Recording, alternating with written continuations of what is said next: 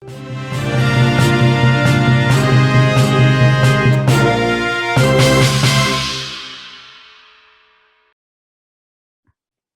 berikutnya datang dari Aceh. Puluhan mahasiswa menggeruduk kantor Kementerian Agama Aceh Tamiang. Peserta yang mengikuti aksi kali ini tergabung dalam gerakan aksi umat Islam Aceh Tamiang. Mereka menuntut Kemenak Aceh Tamiang untuk mengabaikan surat edaran Menteri Agama Yakut Khalil Houmas tentang pedoman penggunaan pengeras suara di masjid dan musola. Pertemuan kami dari Serambi News, Rahmat Wiguna akan melaporkan selengkapnya untuk Anda. Silakan rekan Rahmat. Baik, terima kasih rekan Dea.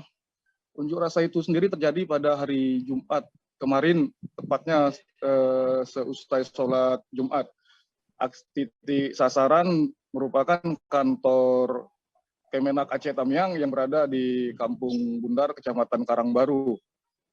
Massa yang merupakan gabungan dari mahasiswa dan masyarakat Muslim meminta kantor Kemenak Aceh Tamiang tidak harus menghiraukan surat edaran Menteri Agama yang mengatur tentang pedoman pengeras suara di masjid dan musola. Massa menilai surat edaran itu tidak sesuai diterapkan di Aceh, terlebih saat ini masyarakat Aceh sedang antusias menyambut bulan suci Ramadan. Namun permintaan massa ini tampaknya belum direspon dengan baik oleh pihak Kemenak karena mereka mengaku tidak bisa mengambil keputusan sepihak. Tuntutan massa ini menurut Kepala Kantor Kemenak Aceh Tamiang, Fadli, harus mereka koordinasikan dengan Kanwil di Banda Aceh dan juga Bupati Aceh Tamiang, Haji Mursil. Sebelumnya Bupati Aceh Tamiang Mursil sendiri sudah menegaskan kalau surat edaran itu tidak bisa diterapkan di Aceh Tamiang.